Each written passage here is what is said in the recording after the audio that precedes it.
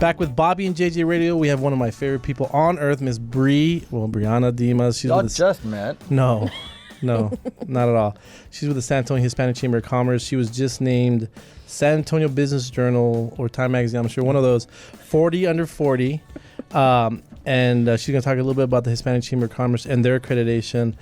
First off, I want to say thank you, girl, for hanging out with me. It's awesome to always see you in a social setting, but I like that we're talking a little bit more business.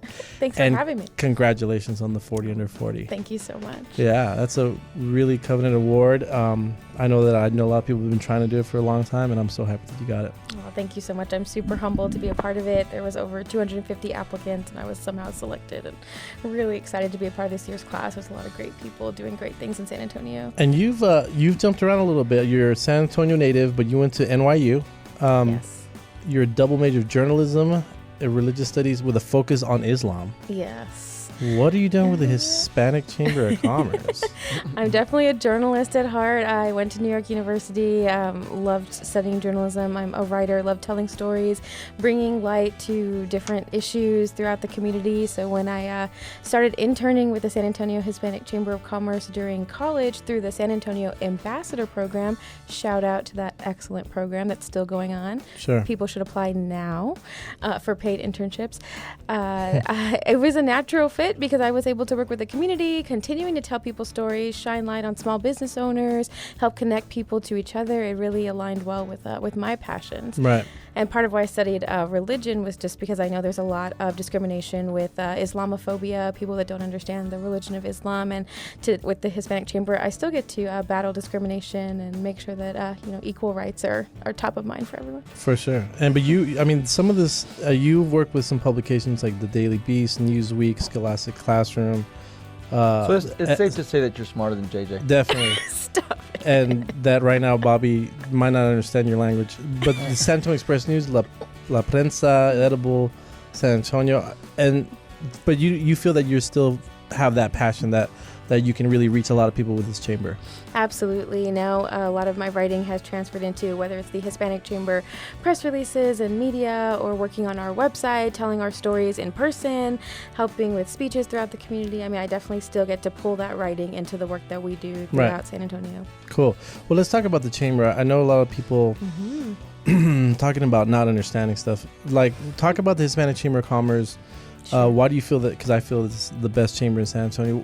Talk about a little bit about it if maybe some of our viewers and listeners really don't know about the chamber and all the accreditations that it has and all that kind of stuff. Absolutely. The San Antonio Hispanic Chamber of Commerce is such a unique chamber. A lot of people ask us, there's so many chambers in town. What makes you guys special?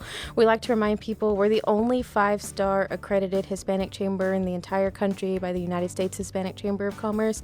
So while we work with many Hispanic chambers, we're also on a little bit of a different playing field on a national level. We're constantly representing our 1,400 plus members throughout the country, whether it's on a national stage, whether it's through business advocacy.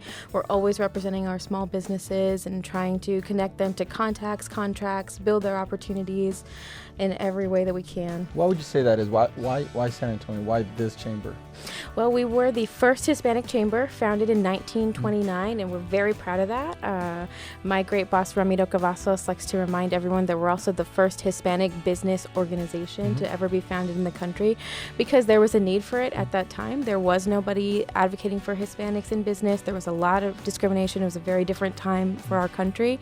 And sadly, 89 years later, we still have some of those challenges that we're facing. Well, what do you think separates the San Antonio Hispanic Chamber of Commerce from other ones? Why are we 5-star accredited and not the other ones? I see. Definitely the advocacy is a big one. A lot of chambers are limited to their local audience, but we are in Austin fighting at a state level. We're in DC championing NAFTA, fighting for DACA, deferred action for childhood arrivals, immigration. JJ might be able to stay I might be here for a bit, and I'm just kidding.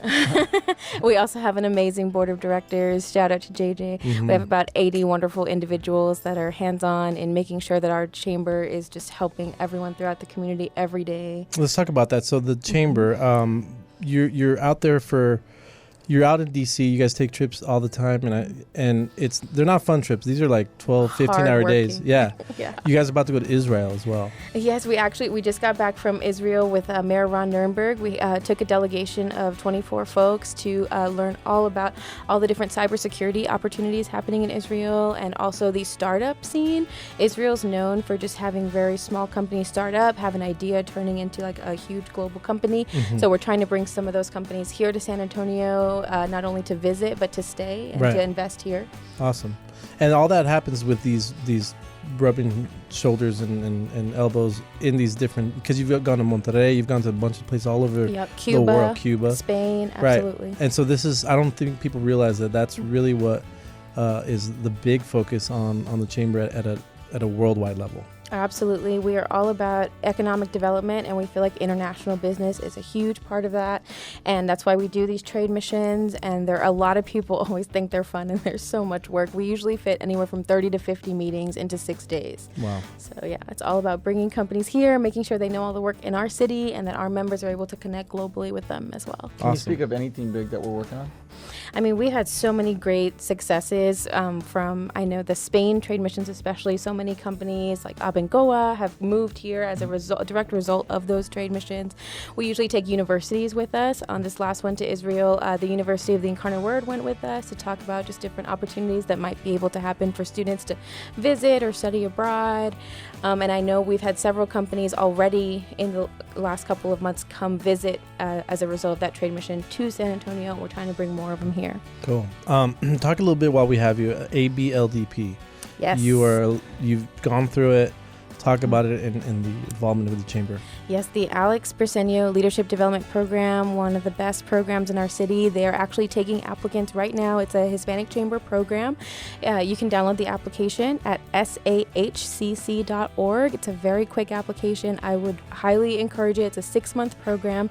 It's all about your personal development, turning an idea into an action plan, focusing on strategy, focusing on communication, and working with different groups to use an action team to really bring an idea to fruition in our city. It almost becomes like a fraternity sorority afterwards as well. Like I know that you guys say like I'm year this, I'm year that, but there's some connections you make throughout the city that just obviously last forever. Yeah, it's high level networking. It's a really great opportunity if you're looking to take the next step for yourself with your career or just with your personal passions. I highly recommend that program. Cool. And last topic, Core for STEM. Talk about it. What are y'all doing?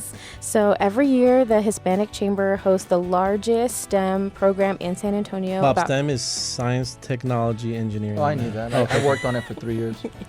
This year, we're including the arts as well. We're starting to expand STEM into STEAM. It's very exciting.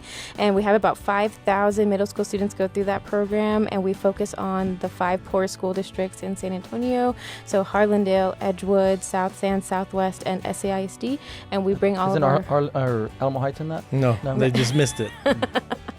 And they go through hands-on STEM workshops with great companies like Rackspace, Toyota, Endeavor, Union Pacific, HEB, you name it.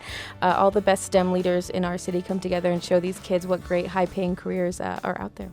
Well, Bree, it's always eye-opening to see what the Chamber's doing with someone like yourself. I want to say congratulations again on your 40 under 40. And I know you guys are hiring and getting internships ready for the Chamber. So everyone needs to get a hold of them at sahcc.org and call them at 210-639-5587. Again, that's 639-5587. We'll take a quick break. Be right back with Bobby and JJ Radio.